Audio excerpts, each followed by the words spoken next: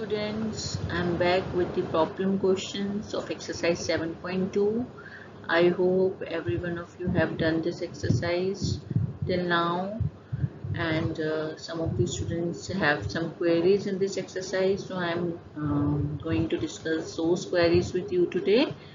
If there are more queries of the same exercise, you can always write in the comment box and you will get a video on that also.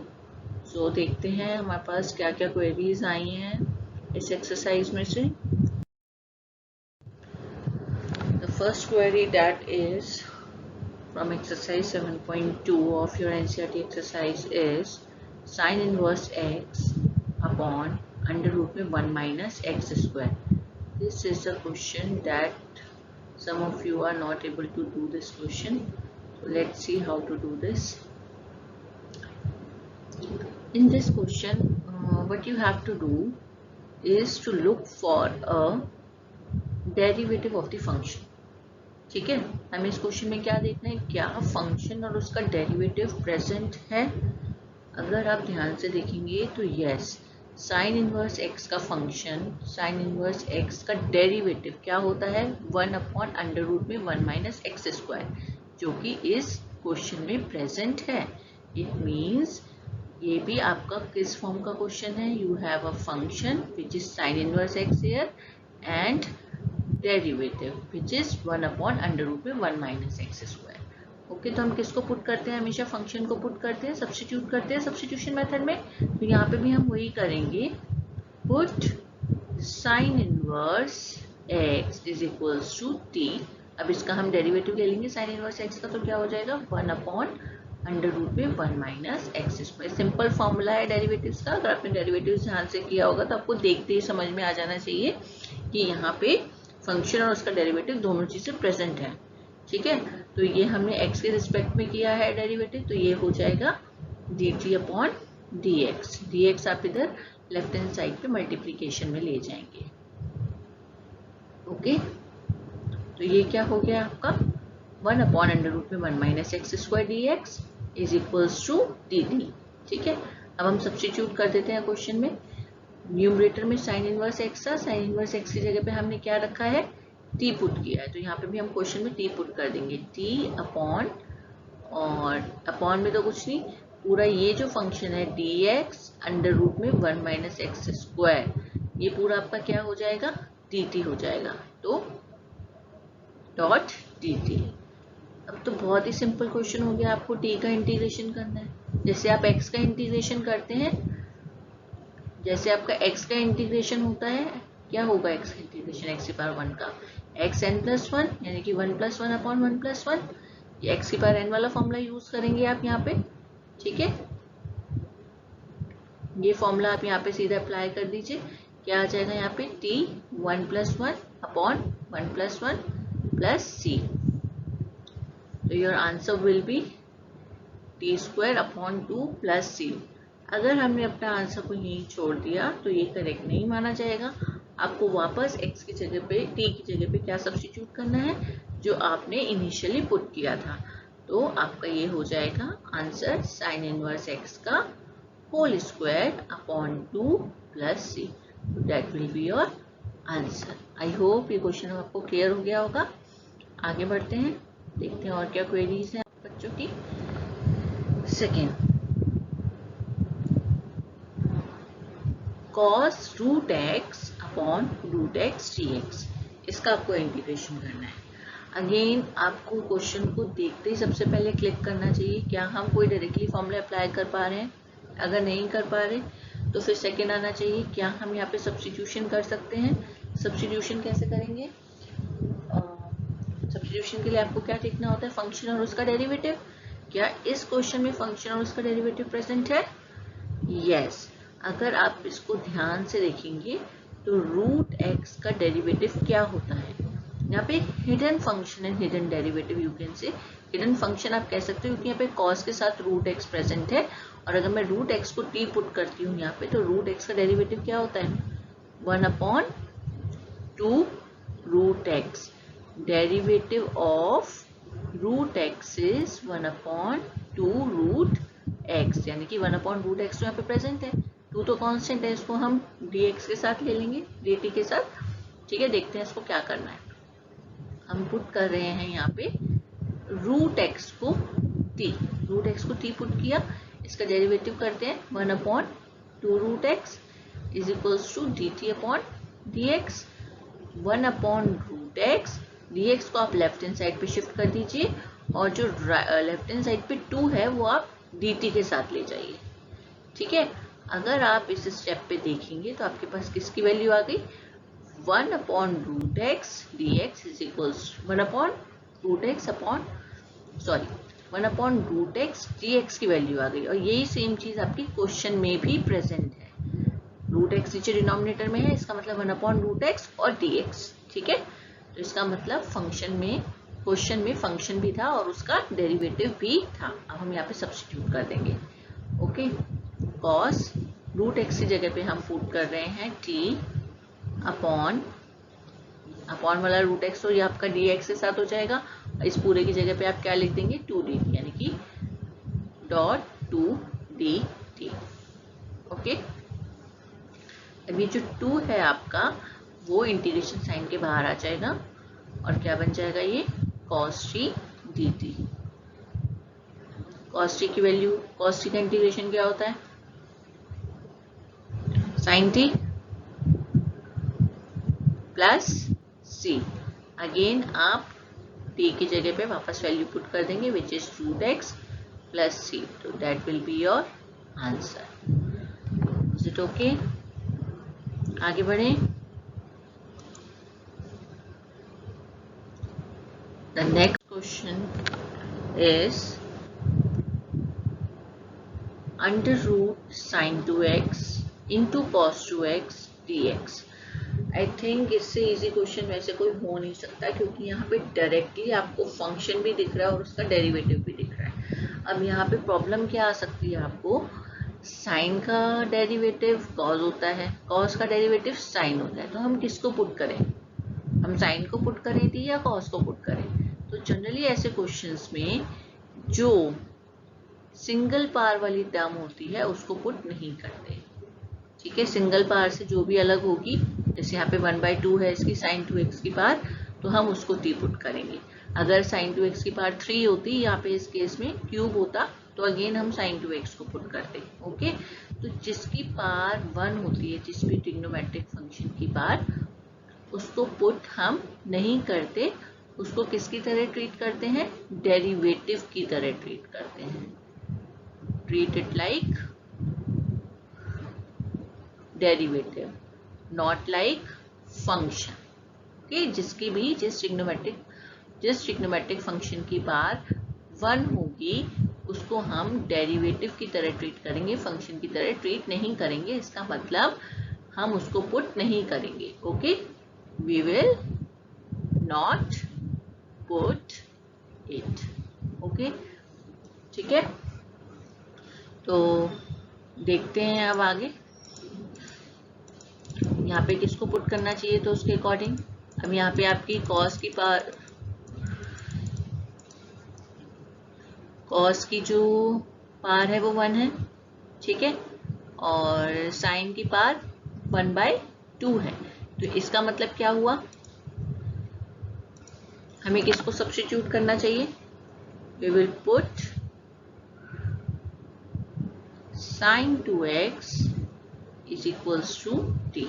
Okay, क्योंकि sin 2x की पार single नहीं थी, linear function नहीं था, तो हमने यहाँ पे sin 2x को t पुट कर दिया। अब इसका हम डेरिवेटिव ले लेते हैं, इसका डेरिवेटिव लेंगे तो क्या हो जाएगा, cos 2x, साइन का डेरिवेटिव cos होता है ना। अब according to the chain rule यहाँ पे x की जगह पे 2x है, तो हमें 2x का डेरिवेटिव दोबारा से लेना पड़ेगा, तो इंटू 2 हो जाएगा, is equals to dt upon dx।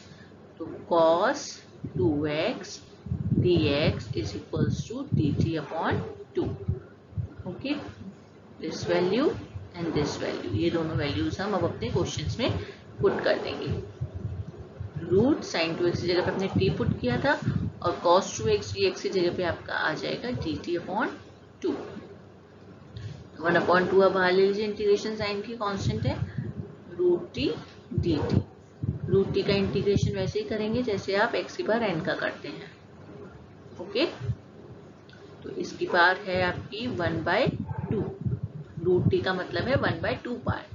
Okay, तो एक्स की पावर एन का फॉर्मूला लगेगा आपका यहाँ पे x n plus 1 upon n plus 1।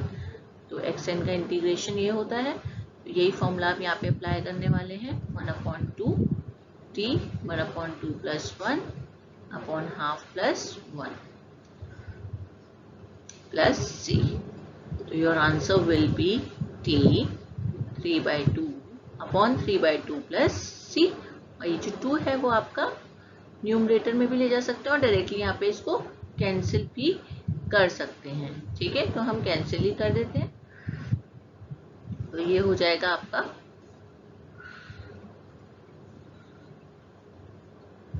T 3/2 upon 3 plus c. और यहाँ पे आप टी की जगह पे वापस से क्या सब्स्टिट्यूट कर देंगे, sin 2x सब्स्टिट्यूट कर देंगे। तो this will be sin 2x की power 3/2 upon 3 plus c. Is it okay? कोई भी प्रॉब्लम हो किसी भी क्वेश्चन में आप दोबारा से मुझसे कमेंट बॉक्स में पूछ सकते हैं any time. Okay, 4 next question,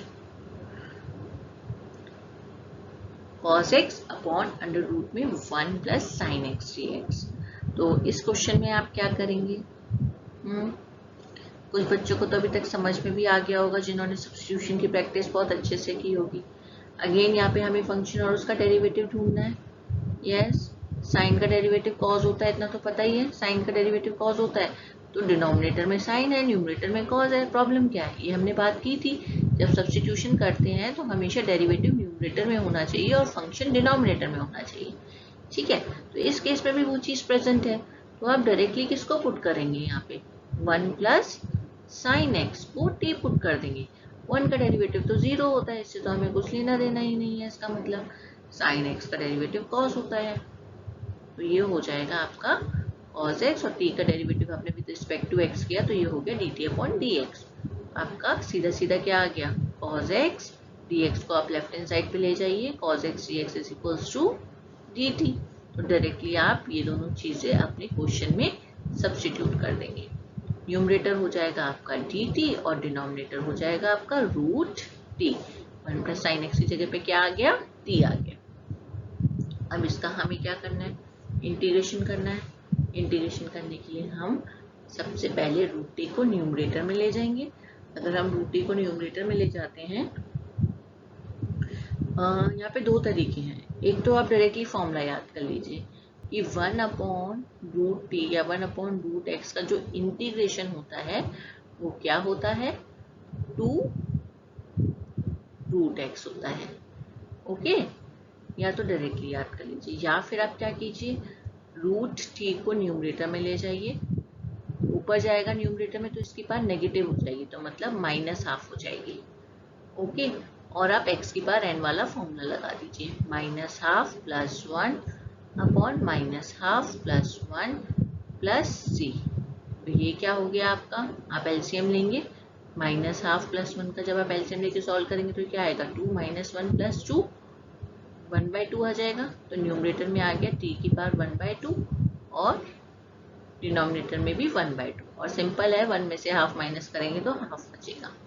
ठीक है, और ये 1/2 का जो थर्ड टर्म है ये आपकी कहाँ पे चली जाएगी, फर्स्ट टर्म के साथ चली जाएगी।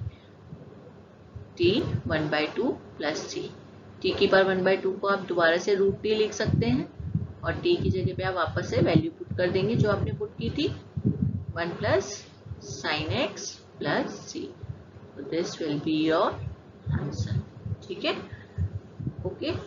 तो आप दोनों तरीके से कर सकते हैं, न्यूमरेटर में ले जाके, या फिर डायरेक्टली फॉर्मूला अगर आपको याद है तो आप डायरेक्टली फॉर्मूला भी अप्लाई कर सकते हैं। आगे बढ़ते हैं। नेक्स्ट क्वेश्चन इज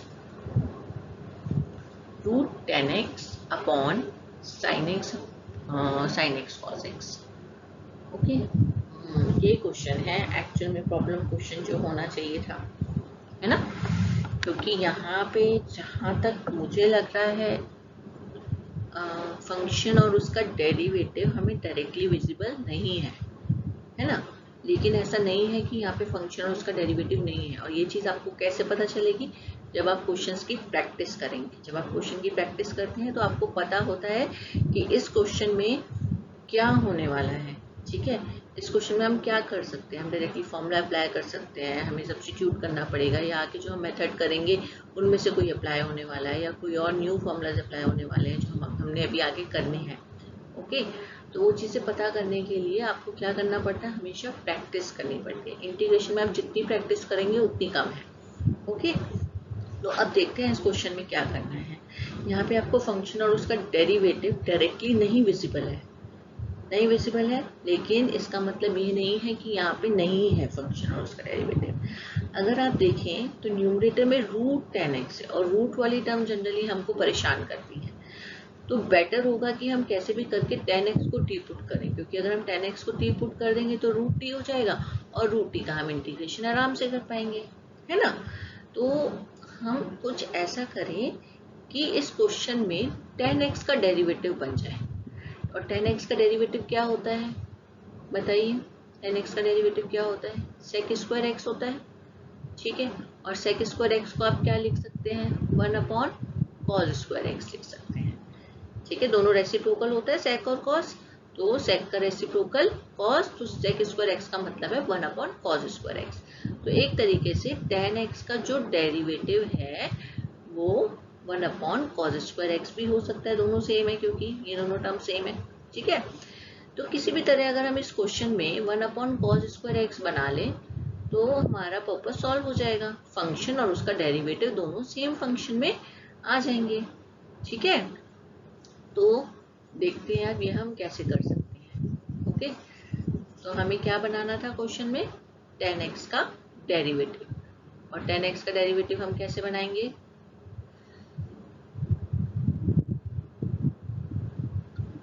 नीचे cos स्क्वायर एक्स बना के, और नीचे अगर मुझे cos स्क्वायर एक्स चाहिए तो मुझे क्या करना पड़ेगा, इस cos के साथ मुझे एक और cos की टर्म चाहिए होगी।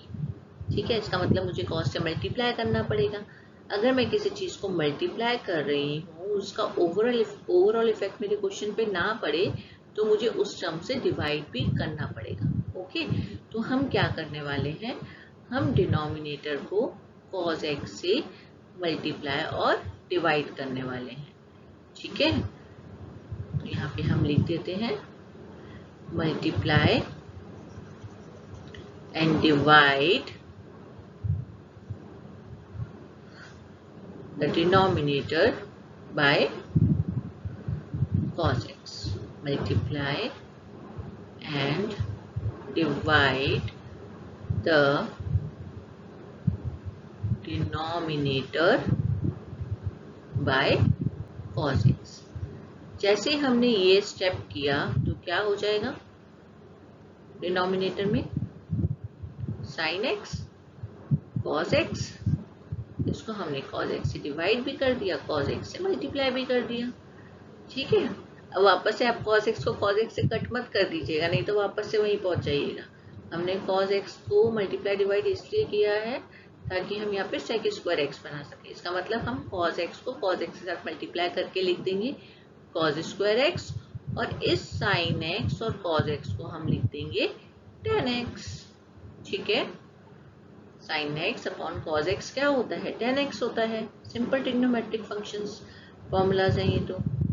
Okay, root tan x upon tan x और 1 अपॉन cos स्क्वायर x को आप क्या लिख देंगे, न्यूमरेटर में चला जाएगा और ये बन जाएगा sec स्क्वायर x। ठीक है, आई थिंक ये क्वेश्चन अब आपको क्लियर होने लगा होगा, क्योंकि अब सेम क्वेश्चन में आपको फंक्शन भी दिख रहा है, फंक्शन इस केस में आपका tan x है, और उसका डेरिवेटिव भी दिख रहा है sec स्क्वायर x।